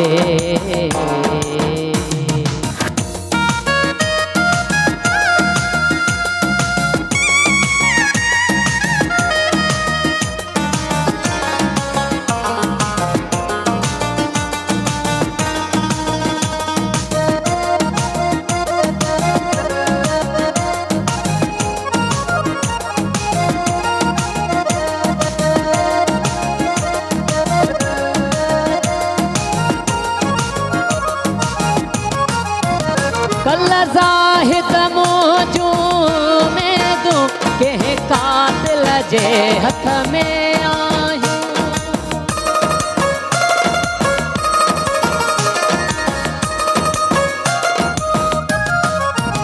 कल ज़ाहिद मौजू में दूं, कंहिं कातिल जे हथ में आहियूं। कुछ दर्द खणी कुछ गाव सही, कुछ दर्द खणी कुछ गाव सही। हिन दुनिया मां गुज़री वियासीं, कंहिं बेक़दरे सां प्यार करे, कंहिं बेकदरे सां प्यार करे असां दुनिया में उजड़ी वियासीं जंहिं दिल बर दिल खे जीर ॾिना जंहिं दिल बर दिल खे जीर ॾिना तंहिं संग दिल खां विछड़ी वियासीं जंहिं बेकदरे सां प्यार करे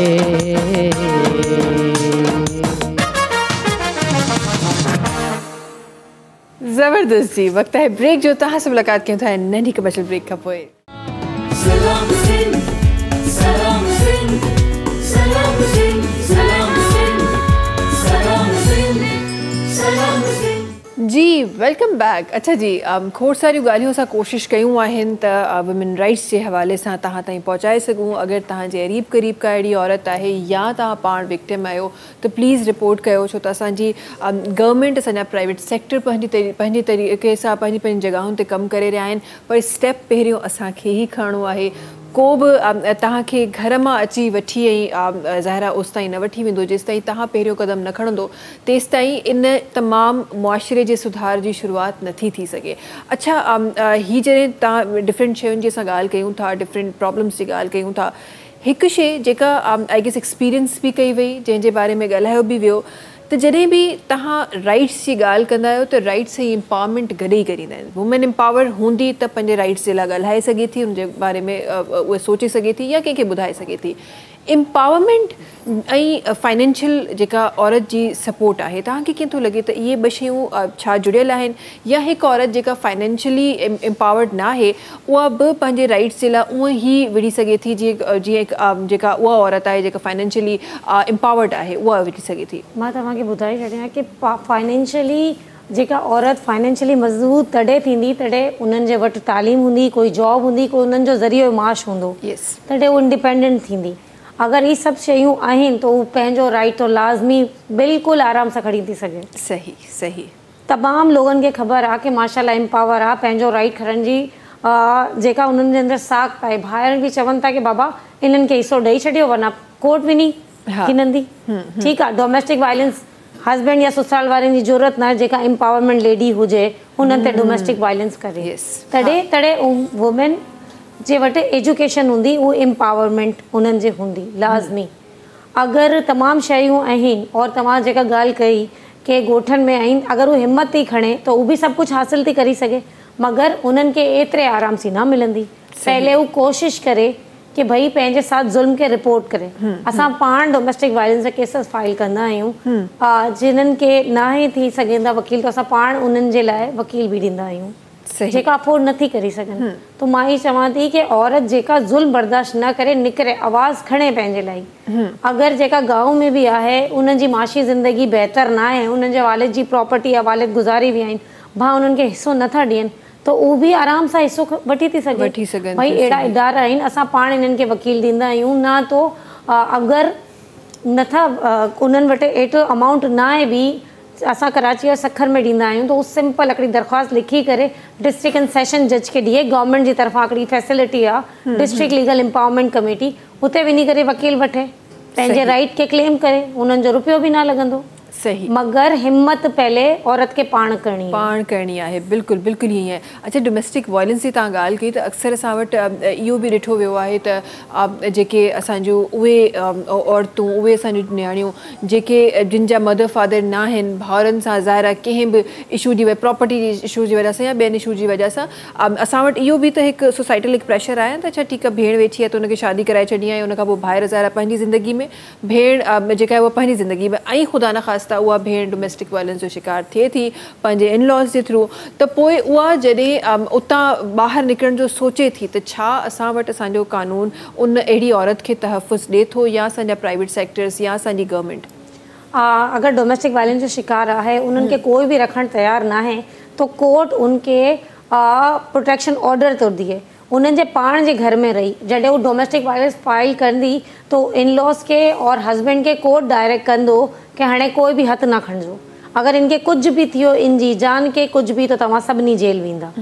तो औरत के घर से बाहर निकरण की ज़रूरत ही ना है। अगर वो चाहे थी कि मां घर छड़ी ॾियां, बस हाणे मुंहिंजो गुज़ारो ना है, डोमेस्टिक वायलेंस फाइल करे, तो इन्हनि खां पोइ स्टेटस कमीशन ऑफ वुमेन आहिनि, खोड़ सारा जेका इदारा आहिनि, दारुल उलूम्स आहिनि, जेका दारुल अमान आहिनि, उते बि रही थी सघे गवर्नमेंट जी तरफ़ां। मगर मां तो ई चवां थी कि प्रोटेक्शन ऑर्डर वठी करे पाण पंहिंजे घर में रहियो, सही हिम्मत सां और पंहिंजे राइट जे साथ, कि कंहिंजी मजाल न आहे कि कोई उन्हनि ते हथु खणे। बिल्कुलु बिल्कुलु। गवर्नमेंट ऐं इन्हनि जे अंदरि गवर्नमेंट बि हेल्प करे थी, उन सर्वाइवर के कानून भी और स्टेटस कमीशन ऑफ वुमेन सां उन्हनि जो कमु ई आहे अहिड़ी लेडीज़ खे प्रोटेक्ट करणो। सही सही। ऐं कानून असां वटि मौजूदु आहे, प्रोटेक्शन असां वटि मौजूदु आहे, पर उन्हनि जी अवेयरनेस असांखे उन्हनि औरतुनि ताईं पहुचाइणी आहे। प्लस हिकु ॿियो शइ जेको अॼुकल्ह तव्हां बि ॾिठो हूंदो ॾाढो कॉमन थी वियो आहे, असां वटि डिवोर्स जो जेको रेशो आहे उहो ॾाढो वधी वियो आहे। ऐं ज़ाहिर डिवोर्स खां पोइ थींदो इहो आहे त ॿ जेके पार्टनर्स आहिनि उहे त सेपरेट थी वेंदा आहिनि, उहे पंहिंजी जॻहियुनि ते जेके लीगल फॉर्मेलिटीज़ आहिनि शायदि उन्हनि खे डील करे बि वञनि, पर जेका ॿार हूंदा आहिनि उन्हनि जी मेंटेनेंस जा ॾाढा केसिस असां ॾिठा आहिनि, असां ॿुधिया आहिनि त जेके फादर्स आहिनि उहे बिल्कुलु ई डिवोर्स खां पोइ पंहिंजे जेके ॿार आहिनि उन्हनि खे न मेंटेनेंस ॾींदा आहिनि, न उन्हनि जो ख़्यालु रखंदा आहिनि। इन हवाले सां कानून छा थो चए? कानून ही चवे थो अगरि कोई छोकिरी आहे त उन्हनि जी शादी तक जी ज़िम्मेदारी उनजे फादर जी आहे। अगरि पुटु आहे तो 18 ईयर ऑनवर्ड्स उनजी ज़िम्मेदारी आहे, तेसि ताईं उहो कमाए न लॻे। तो ही पाकिस्तान जो कानून चए थो भई डिवोर्स थिए थी माउ पीउ में, औलाद खे डिवोर्स न थींदी आहे। तो ही असांजे माशरे जी तल्ख़ हक़ीक़त आहे, भई डिवोर्स ॾेई छॾी, हलो भई ॿार बि लेडी जे साथ रवाना कया। तो उन्हनि लेडी खे घुर्जे कि लाज़मी सूट फॉर मेंटेनेंस फाइल करे फैमिली कोर्ट में पंहिंजे बच्चे जी मेंटेनेंस घुर्जे लाज़मी, और साथ में 17A जी एप्लीकेशन खणे कि कोर्ट उन्हनि खे 22 तारीख़ सी इंटरम मेंटेनेंस ग्रांट करी छॾींदो, कि भई पे खे डायरेक्ट कंदो कि फ़िलहाल केस जो फ़ैसिलो जॾहिं थिए तॾहिं फाइनल अमाउंट छा थींदो, इंटरम मेंटेनेंस 2 से 3 तारीख़ में ॾींदो कि आर्ज़ी ख़र्चो इन्हनि खे ॾियो ताकि वो बच्चन जी परवरिश करे। सही। और सालाना 10% 10% इन जे अंदरि इंक्रीज़ भी थींदो आहे। अच्छा, ज़बरदस्त। अच्छा, ही जेका मेंटेनेंस जी असां ॻाल्हि कयूं था त आप आसान लफ़्ज़नि में पंहिंजे नाज़रीन ताईं पहुचाइणु चाहियां थी, बिकॉज़ ज़ाहिर आहे हर माण्हू सेम उनजी मंथली इनकम सेम न हूंदी आहे। सो फाइन, असां जेका मेंटेनेंस जी ॻाल्हि कयूं था उहा छा कंहिं परसेंटेज ते आहे या के को क्राइटेरिया आहे, का कैटेगरी आहे उनजी? भाई मेंटेनेंस की कैटेगरी ये है, पहले कोर्ट ॾिसंदी कि भाई फादर जी इनकम छा है, ॿारनि जो एक्सपेंस केतिरो आहे, ये सभिनीनि खे कैलकुलेट करी हिकिड़ी नॉमिनल मतलब हिकिड़ी मिनिमम अमाउंट ॾींदी ताकि ॿारनि बि ज़िंदगी उ लेडी खे बि तकलीफ़ न थिए। ॿारनि जी स्कूल फीस आहे, उन्हनि जा ख़र्चा आहिनि, ये सभु कुझु ॾिसंदी। उन्हनि जे साथ साथ वालिद जी पघार बि ॾिसंदी कि उन्हनि जी अगरि उन्हनि जी पघार लखे में आहे तो ज़ाहिर सी ॻाल्हि आहे उहा नॉर्मल अमाउंट ॾींदी। अगरि कंहिंजी सपोज़ थी कयां कि अगर के वालिद जी तनख्वाह है सपोज 40,000, हल उन जा 4 बच्चा आहिनि, तो कोर्ट सीधो 5,000 फी ॿार जी मेंटेनेंस ॾींदो। ओके, सही सही। तो ओके, उन्हनि जी ज़िम्मेदारी आहे, हाणे लेडी जी ज़िम्मेदारी तो न डिवोर्स ॾियण खां पोइ बच्चा बि पारे। सही सही सही। सो इन तरीक़े सां तव्हां मेंटेनेंस बि हासिलु करे सघो था। अच्छा, छा जॾहिं असां इन कॉल सेंटर जी ॻाल्हि कयूं था त थोरो सो इन जे हवाले सां बि मां चाहियां थी त असां पंहिंजे नाज़रीन खे ॿुधाईंदा हलूं, छो त असां प्रोग्राम जे आख़िरी पहिरनि में आहियूं, त हिन वक़्तु जेके असांखे ॾिसी रहिया आहिनि उहे कॉल करणु चाहिनि था या उन्हनि जे करीब को अहिड़ो केस रिप थी रहियो आहे। छा विक्टिम इहो तव्हांजे कॉल सेंटर जे थ्रू, छा विक्टिम पाण जेसि ताईं कॉल कंदो पोइ तव्हां उन ते एक्ट कंदो, या जीअं असां चई रहिया आहियूं या असां जंहिं शइ खे असां प्रमोट कंदा आहियूं त अगरि तव्हां वायलेंस थींदे ॾिसो बि था त बि रिपोर्ट कयो, उहो ॾिसण वारो बि रिपोर्ट करे सघे थो? भई ॾिसण वारो बि रिपोर्ट करे थो सघे, ठीकु आहे, अगरि हू पाण मगर हू at the time of present court में प्रेज़ेंट हुजे, ठीकु आहे, जेका असांजे कॉल सेंटर ते कॉल बि करे सघे थो, पुलिस में बि करे सघे थो, स्टेटस कमीशन ऑफ वुमेन्स में अगरि कंहिं ते अहिड़ो ज़ुल्म थिए थो, सिंपल कोई का मारी कुटी रहिया आहिनि तो कुझु नथो करे सघे तो असांजे इदारे में कॉल करे, और वो लेडी के एट द टाइम वो जॾहिं डोमेस्टिक वायलेंस फाइल कंदी तो कोर्ट में लाज़मी प्रेज़ेंट हुजे उन टाइम ते जज जो साम्हूं। सही सही, ही लाज़मी आहे कंप्लेन लाइ। बिल्कुलु। ऐं आई गेस इन जे करे ई असांजा जेके खोड़ सारा उहे ॾिसंदड़ हूंदा आहिनि उहे शायदि वेंदा न आहिनि, बिकॉज़ उन्हनि खे अगेन हिकु स्टिग्मा आहे असांजी सोसाइटी जो, ख़बर न आहे छो असां पंहिंजे राइट खे घुरण में असांखे शर्म ईंदी आहे, या असांखे लॻंदो आहे त ख़बर न आहे कहिड़ो असां कमु करणु वञी रहिया आहियूं, या असां वटि जेको पुलिस स्टेशन या कोर्ट जी जॾहिं बि असां ॻाल्हि कंदा आहियूं त असांखे लॻंदो आहे त ख़बर न आहे कहिड़ो कमु आहे जंहिं तरफ़ असां वञी रहिया आहियूं। हालांकि पंहिंजो हक़ु घुरणु इहो तव्हांजो मज़हब बि तव्हांखे सेखारे थो, तव्हांजो कानून बि तव्हांखे सेखारे थो। सिर्फ़ु उहो माइंडसेट जंहिंजी मां सुबुह जी बि ॻाल्हि कई, उहो माइंडसेट असांखे चेंज करिणो आहे। उहा जेका असांजी मेंटल ट्रेनिंग थी आहे उनखे असांखे चेंज करिणो आहे। उहे शयूं आहिनि जेके ग्लोबली माण्हू अचीव करे रहिया आहिनि, ग्लोबली औरतूं अचीव करे रहियूं आहिनि। पोइ मुंहिंजे मुआशिरे जी औरत छो मरहूम हुजे इन हक़नि खां? मुंहिंजे मुआशिरे जी औरत छो अॼु बि तकलीफ़ में आहे जॾहिं असांजो कानून उनखे पूरे राइट्स ॾिए थो? असांजे मुआशिरे जे मर्दनि जो तव्हांखे छा लॻे थो, छा रोल आहे असांजी औरत खे एम्पावर करण में या औरत ताईं उन जा राइट्स पहुचाइण में? माशरे में मर्द जो काफ़ी बेहतरीन रोल है। अगर तो वो पंहिंजी औरत के एम्पावरमेंट करे तो बिल्कुल उनकी ज़िंदगी बेहतर नमूने से गुजरंदी।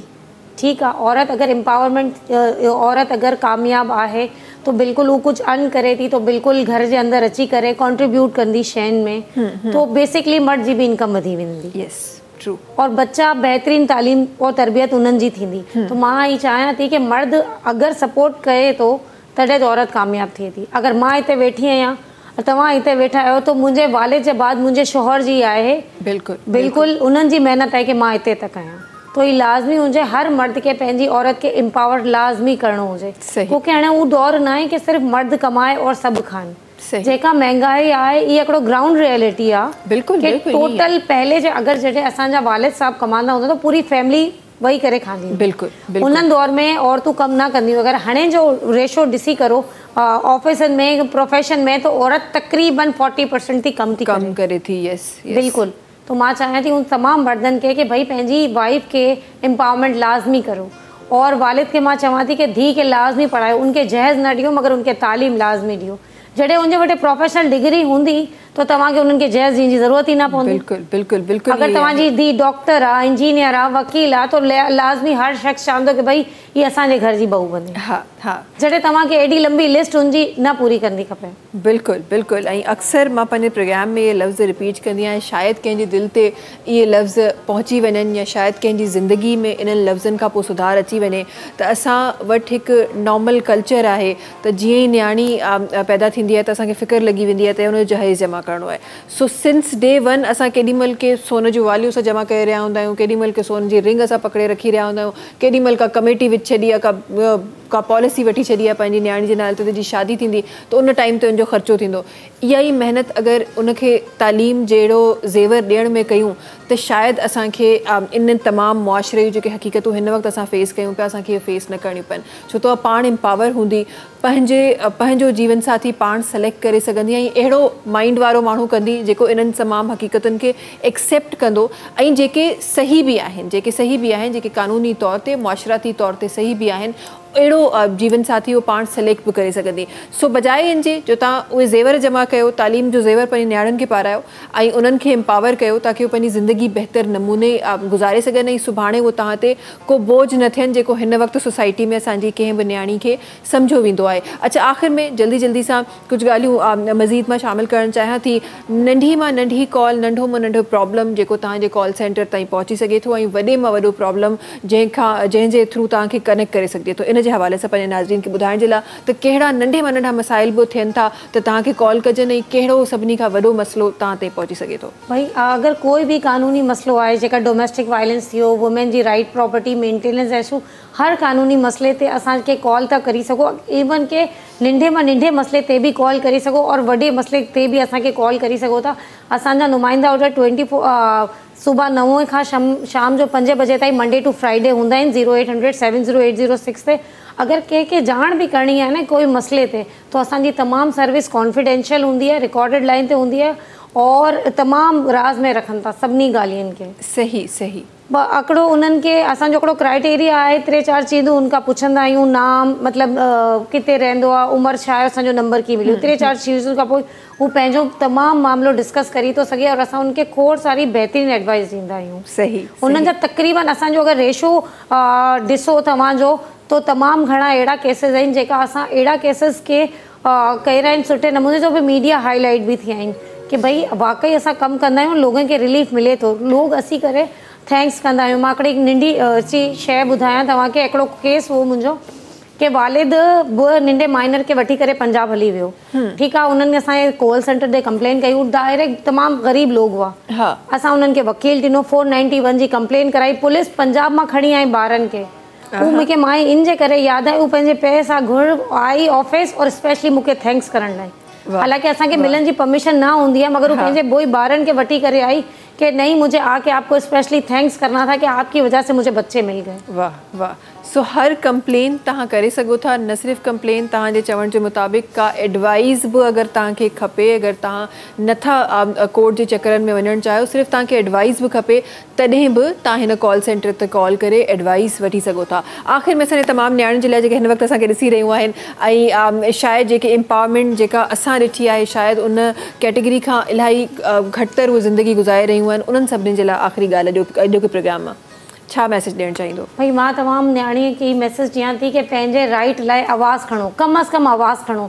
जॾहिं तव्हां हिम्मत कंदा तो अल्लाह साईं बि तव्हांजी मदद करदो, कानून भी, इदारा भी, मगर सभ खां पहिरें खुद हिम्मत कयो। खुद हिम्मत, सिंपल। सही। अल्लाह ताला भी उन्हनि जी मदद करे तो जो पंहिंजी मदद पाण कंदा आहिनि। यस, बिल्कुल। मेरी तरफ से ई मैसेज है तमाम नियाणी। जबरदस्त जबरदस्त, इलाही सुठी ॻाल्हि आहे। अच्छा जी, वकार साहब जी तरफ वधंदे इंशाल्लाह आख़िरी गानो भी असां शामिल करे रहिया आहियूं, उहो बि सरमद सिंधी साहब जो आहे। ठीक है, इंशाल्लाह वो शामिल कंदासीं। अच्छा, उहे तमाम सिंगर्स जेके हिन वक़्तु अचणु चाहिनि था, छा ॾिठो आहे वकार साहब तव्हां हिन वक़्तु जीअं तव्हां फील्ड जॉइन कई, केतिरियूं मुश्किलातूं ॾिठियूं, जल्दी जल्दी सां उन्हनि तमाम सिंगर्स जे लाइ जेके हिन वक़्तु अचणु चाहिनि था, छा चवणु चाहींदो उन्हनि खे, कहिड़ी सलाह ॾियणु चाहींदो?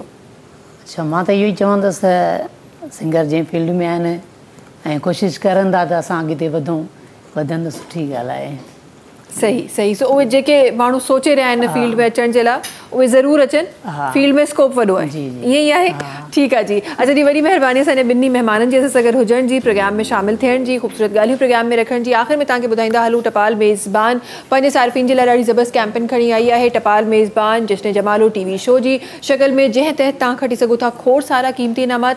करिणो तव्हांखे छा आहे, तव्हांखे टपाल मेज़बान जो कोई बि पैकेट ख़रीदणो आहे, उनजे अंदरि कूपन मौजूदु आहे जंहिंमें पंहिंजूं तमामु डिटेल्स फिल करणियूं आहिनि ऐं उनखे विच छॾिणो आहे टपाल मेज़बान जश्न जमालो जे क़रीबी ड्रॉप बॉक्स में, ऐं बसि तव्हां बि शामिल थी वेंदो टपाल मेज़बान जश्न जमालो टीवी शो में। इंशाल्लाह मुलाक़ात तव्हां सां सुभाणे कंदासीं। आख़िर में शामिल करे रहिया आहियूं वकार साहब जो आवाज़। तव्हां सां मुलाक़ात कंदासीं सुभाणे। तेसि ताईं जी सभिनी खे ॾींदा इजाज़त। अल्लाह हाफ़िज़ जी।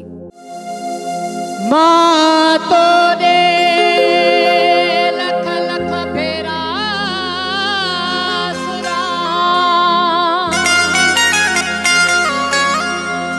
कुछ तो भी मोड़े सुरत सही,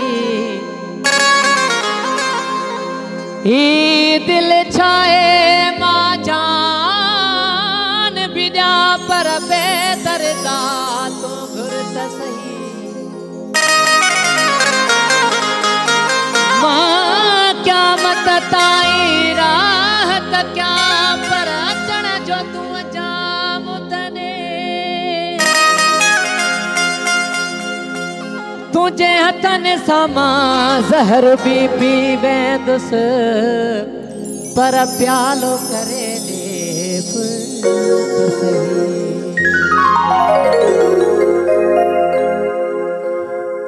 रुनो घणो रुनो घणो थम लुछो घणो थम, रुनो घणो थम लुछो घणो थम, सठो घणो थम ज़ान जानी, सठो घणो थम ज़ान।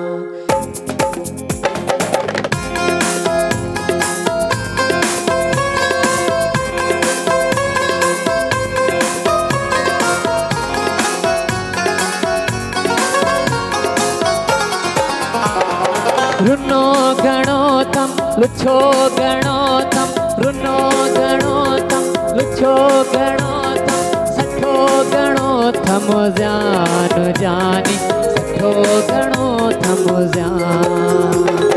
समुद्र मुंहिंजो गवाह थींदो, समुद्र मुंहिंजो गवाह थींदो, ज़मीन ॾींदी बयान जानी, ज़मीन ॾींदी बयान। रुनो घणो थम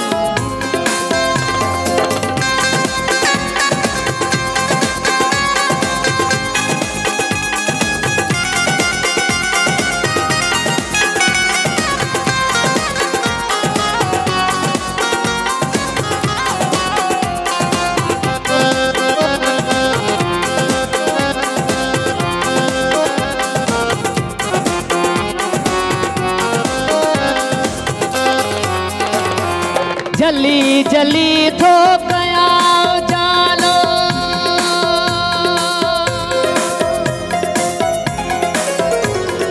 जली जली थो कया जालो लुची लुची थो चमा जमालो लुची लुची थो चमा जमालो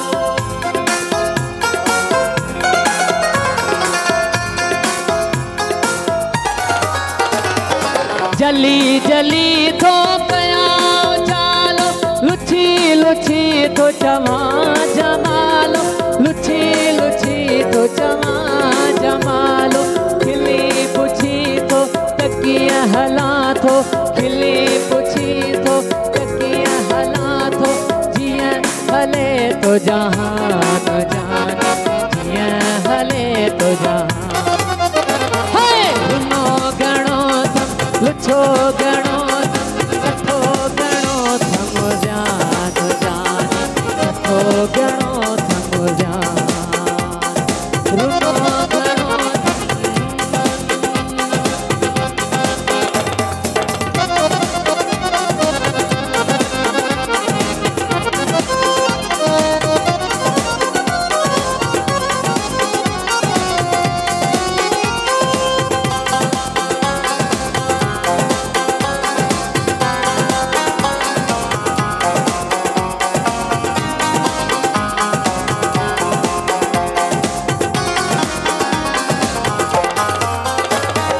अजीम आई कमाल मांगे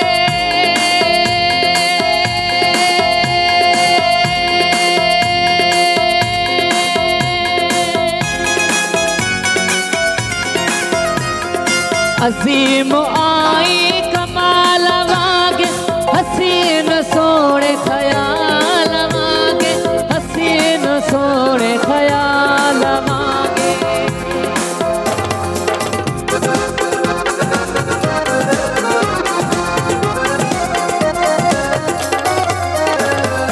अजीम आई कमाल मांगे अजीम आई कमाल मांगे अजीम आई कमाल मांगे हसीन सोने ख्याल मांगे हसीन सोने ख्याल मांगे तदह त तुझो जमाल जलवो तदह त तुझो जमाल जलवो जदे तदे अजवान जाने जदे तदे अजवान रुनो गणो थम लुछो गणो थम सठो गणो थम जान जाने सठो गणो थम जान रुनो गणो थम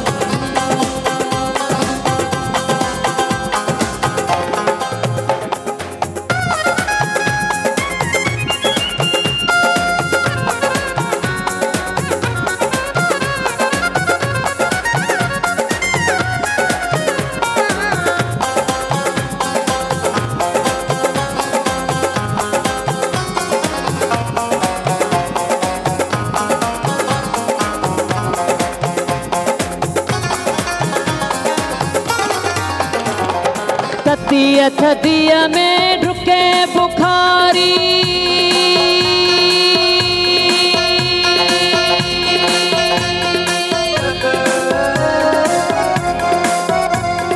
ततिया थदिया में ढुके बुखारी सजी हयाती सिकी गुजारी सजी हयाती सिकी गुजारी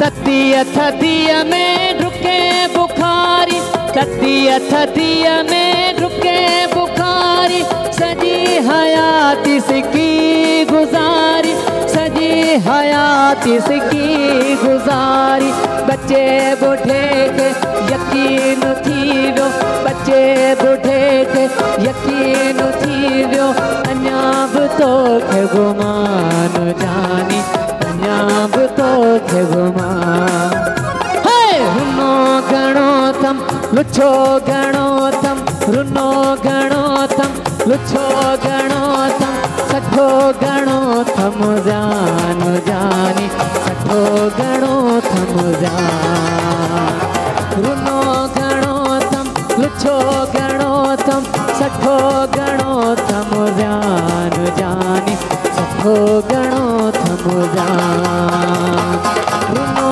घणो थम। सब्सक्राइब कयो असांजो official YouTube channel Sindh TV HD ऐं वधीक अपडेट लाइ बेल आइकन खे क्लिक करियो।